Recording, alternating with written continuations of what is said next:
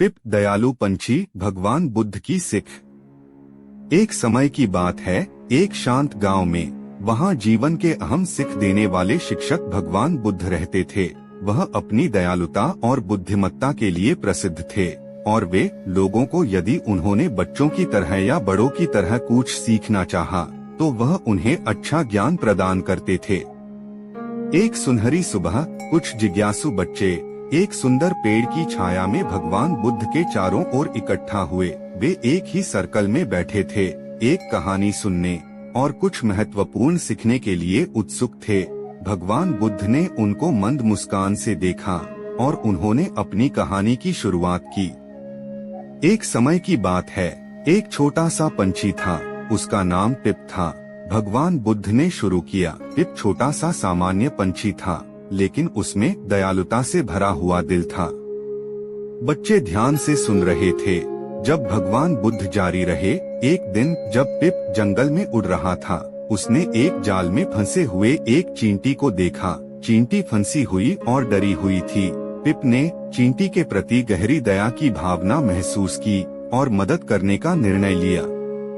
छोटा सा पंछी ध्यान से अपने चोंच से चींटी को जाल से मुक्त करने के लिए उपयोग करने लगा।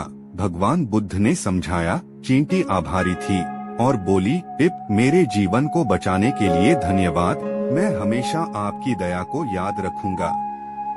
बच्चे पिप पंछी और चींटी की कहानी से प्रभावित हो गए। उन्होंने समझ लिया कि पिप के कार्यों से हमें क्या सीखने को मिलता है।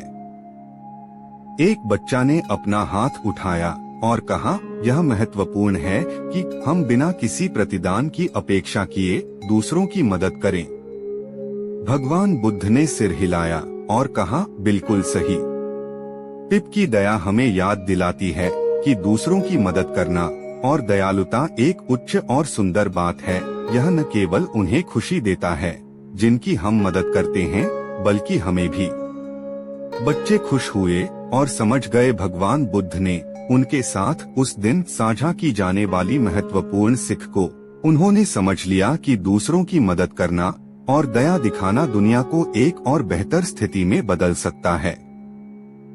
जैसे जैसे सूरज अस्त होने लगा, बच्चे भगवान बुद्ध का धन्यवाद करने लगे। उन्होंने वह सुंदर कहानी और महत्वपूर्ण सीख सीखी। उन्होंने समझ लिया कि दूसरों की मदद करना और दया दिखाना दुनिया को एक जगह से खुशी फैलाने और बेहतर बनाने का एक तरीका है, बस पिप जैसे दिल से दिल के पक्षी की तरह।